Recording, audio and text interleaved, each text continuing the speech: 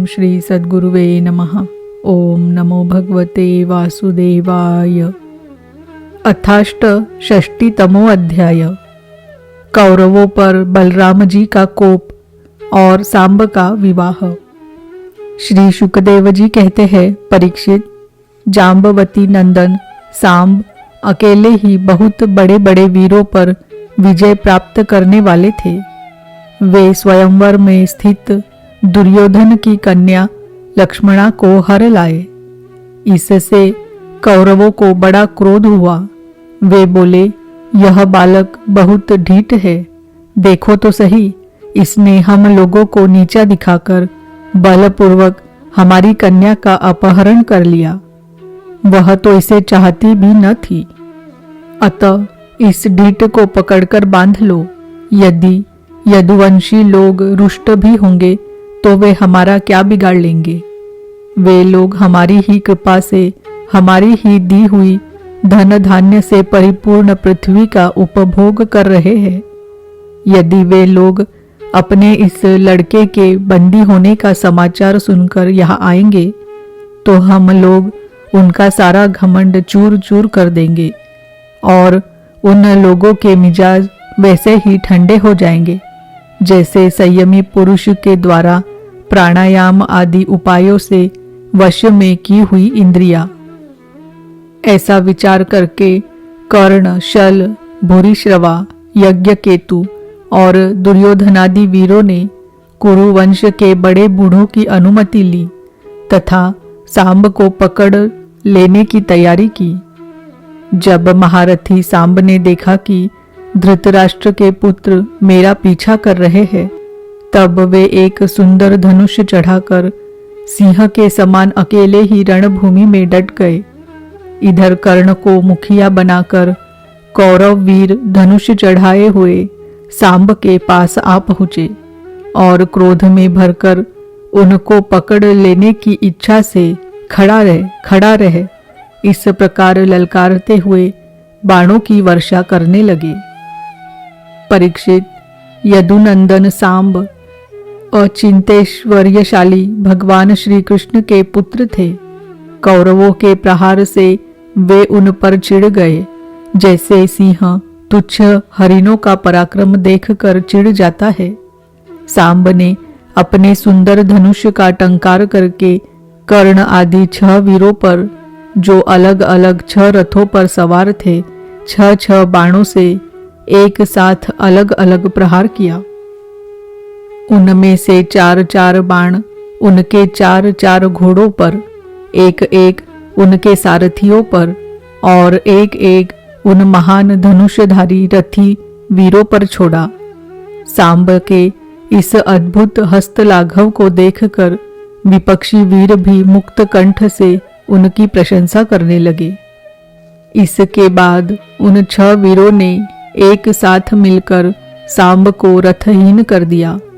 4 वीरों ने एक बाण से उनके 4 घोड़ों को मारा। एक ने सारथी को और एक ने सांब का धनुष काट डाला। इस प्रकार कौरवों ने युद्ध में बड़ी कठिनाई और कष्ट से सांब को रथहीन करके बांध लिया। इसके बाद वे उन्हें तथा अपनी कन्या लक्ष्मणा को लेकर जय मनाते हुए हस्तिनापुर लौट आए। परीक्षित, नारद जी से यह समाचार सुनकर यदुवंशियों को बड़ा क्रोध आया। वे महाराज उग्रसेन की आज्ञा से कौरवों पर चढ़ाई करने की तैयारी करने लगे। बलराम जी कलह प्रधान कलियुग के सारे पाप ताप को मिटाने वाले हैं। उन्होंने कुरुवंशियों और यदुवंशियों के लड़ाई झगड़े को ठीक न समझा। यद्यपि यदुवंशी अपनी तैयारी पूरी कर चुके थे, फिर भी उन्होंने उन्हें शांत कर दिया और स्वयं सूर्य के समान तेजस्वी रथ पर सवार होकर हस्तिनापुर गए। उनके साथ कुछ ब्राह्मण और यदुवंश के बड़े बूढ़े भी गए। उनके बीच में बलराम जी की ऐसी शोभा हो रही थी मानो चंद्रमा ग्रहों से घिरे हुए हो।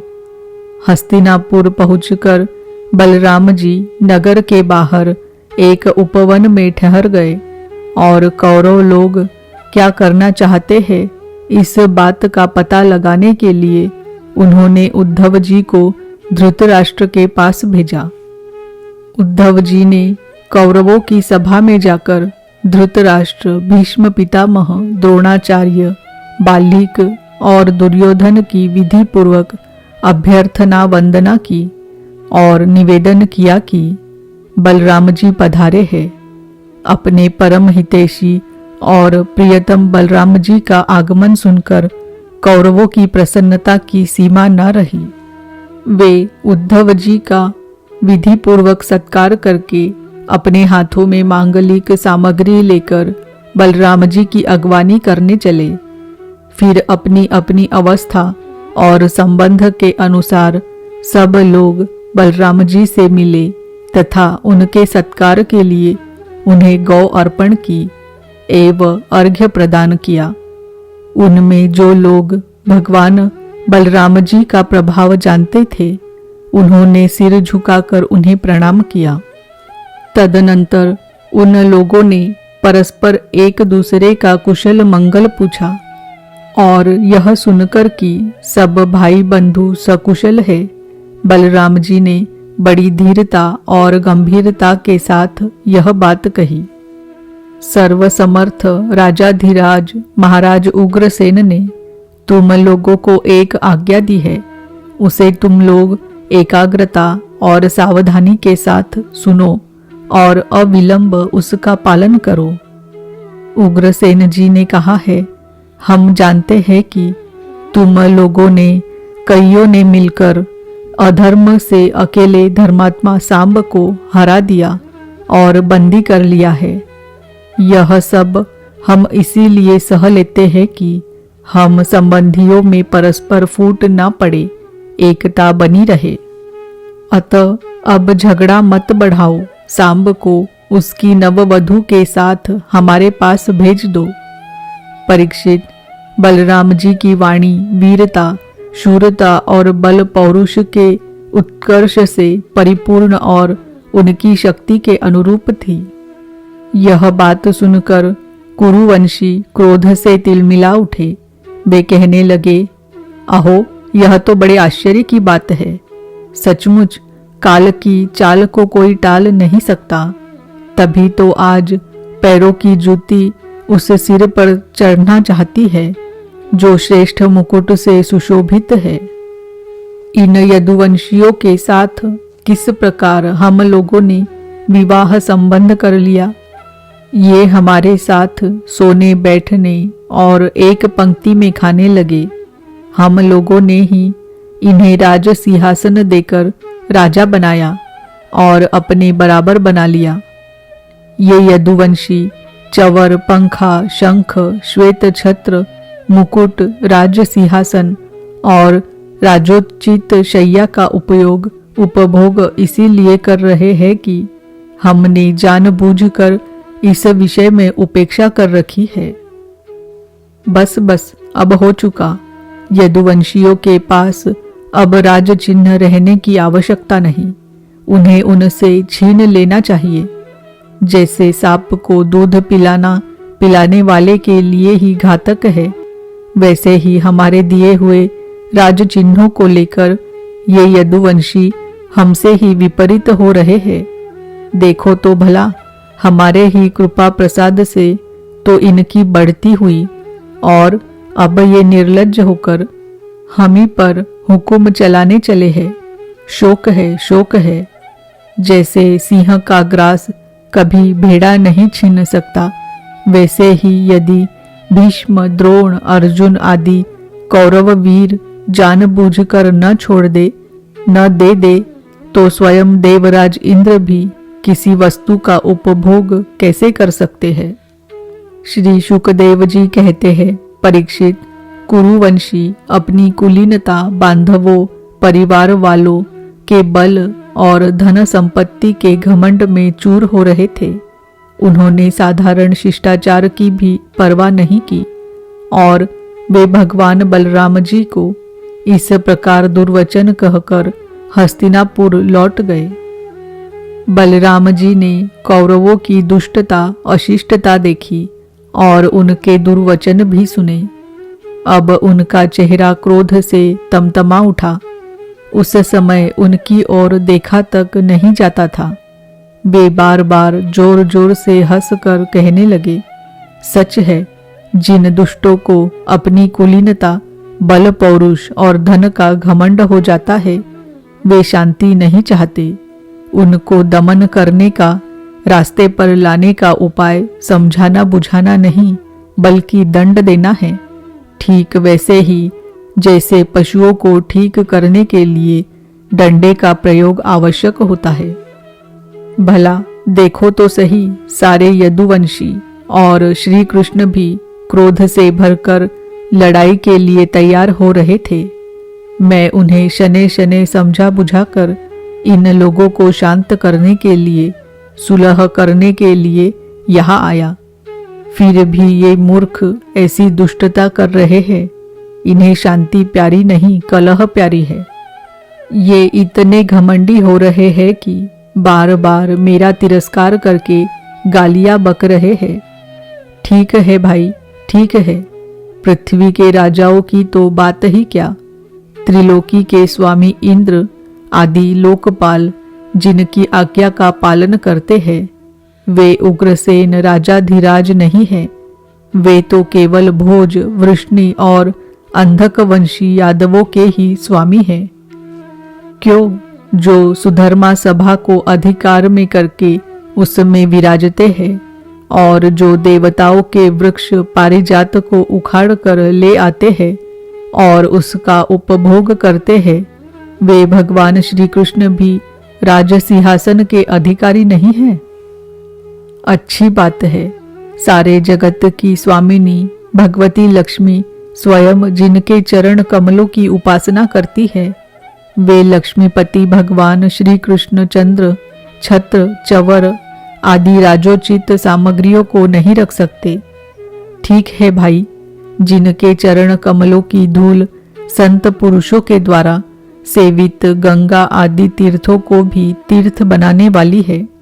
सारे लोकपाल अपने अपने श्रेष्ठ मुकुट पर जिनके चरण कमलों की धूल धारण करते हैं, ब्रह्मा, शंकर, मैं और लक्ष्मी जी, जिनकी कला की भी कला है और जिनके चरणों की धूल सदा सर्वदा धारण करते हैं, उन भगवान श्री कृष्ण के लिए भला राज सिंहासन कहाँ रखा है। बेचारे यदुवंशी तो कौरवों का दिया हुआ पृथ्वी का एक टुकड़ा भोगते हैं। क्या खूब, हम लोग जूती है और ये कुरुवंशी स्वयं सिर है। ये लोग ऐश्वर्य से उन्मत्त घमंडी कौरव पागल सरीखे हो रहे हैं। इनकी एक एक बात कटुता से भरी और बेसिर पैर की है। मेरे जैसा पुरुष जो इनका शासन कर सकता है, इन्हें दंड देकर इनके होश ठिकाने ला सकता है, भला इनकी बातों को कैसे सहन कर सकता है। आज मैं सारी पृथ्वी को कौरवहीन कर डालूंगा। इस प्रकार कहते कहते बलराम जी क्रोध से ऐसे भर गए मानो त्रिलोकी को भस्म कर देंगे। वे अपना हल लेकर खड़े हो गए। उन्होंने उसकी नोक से बार बार चोट करके हस्तिनापुर को उखाड़ लिया और उसे डुबाने के लिए बड़े क्रोध से गंगा जी की ओर खींचने लगे। हल से खींचने पर हस्तिनापुर इस प्रकार कांपने लगा मानो जल में कोई नाव डगमगा रही हो। जब कौरवों ने देखा कि हमारा नगर तो गंगा जी में गिर रहा है, तब वे घबरा उठे। फिर उन लोगों ने लक्ष्मणा के साथ सांब को आगे किया और अपने प्राणों की रक्षा के लिए कुटुंब के साथ हाथ जोड़कर सर्वशक्तिमान उन्हीं भगवान बलराम जी की शरण में गए और कहने लगे, लोकाभिराम बलराम जी, आप सारे जगत के आधार शेष जी है। हम आपका प्रभाव नहीं जानते। प्रभु, हम लोग मूढ़ हो रहे हैं। हमारी बुद्धि बिगड़ गई है। इसीलिए आप हम लोगों का अपराध क्षमा कर दीजिए। आप जगत की स्थिति, उत्पत्ति और प्रलय के एकमात्र कारण हैं और स्वयं निराधार स्थित है। सर्वशक्तिमान प्रभु, बड़े बड़े ऋषि मुनि कहते हैं कि आप खिलाड़ी हैं और ये सब के सब लोग आपके खिलौने हैं। अनंत आपके सहस्त्र सहस्त्र सिर है और आप खेल खेल में ही इस भूमंडल को अपने सिर पर रखे रहते हैं। जब प्रलय का समय आता है तब आप सारे जगत को अपने भीतर लीन कर लेते हैं और केवल आप ही बचे रहकर अद्वितीय रूप से शयन करते हैं। भगवन, आप जगत की स्थिति और पालन के लिए विशुद्ध सत्वमय शरीर ग्रहण किए हुए हैं। आपका यह क्रोध, द्वेष या मत्सर के कारण नहीं है। यह तो समस्त प्राणियों को शिक्षा देने के लिए है। समस्त शक्तियों को धारण करने वाले सर्व प्राणी स्वरूप अविनाशी भगवन, आपको हम नमस्कार करते हैं। समस्त विश्व के रचयिता देव, हम आपको बार बार नमस्कार करते हैं। हम आपकी शरण में हैं। आप कृपा करके हमारी रक्षा कीजिए। श्री शुकदेव जी कहते हैं, परीक्षित, कौरवों का नगर डगमगा रहा था और वे अत्यंत घबराहट में पड़े हुए थे। जब सब के सब कुरुवंशी इस प्रकार भगवान बलराम जी की शरण में आए और उनकी स्तुति प्रार्थना की, तब वे प्रसन्न हो गए और डरो मत ऐसा कहकर उन्हें अभय दान दिया। परीक्षित, दुर्योधन अपनी पुत्री लक्ष्मणा से बड़ा प्रेम करता था। उसने दहेज में 60 वर्ष के 1200 हाथी, 10,000 घोड़े, सूर्य के समान चमकते हुए सोने के 6,000 रथ और सोने के हार पहनी हुई 1,000 दासियां दी।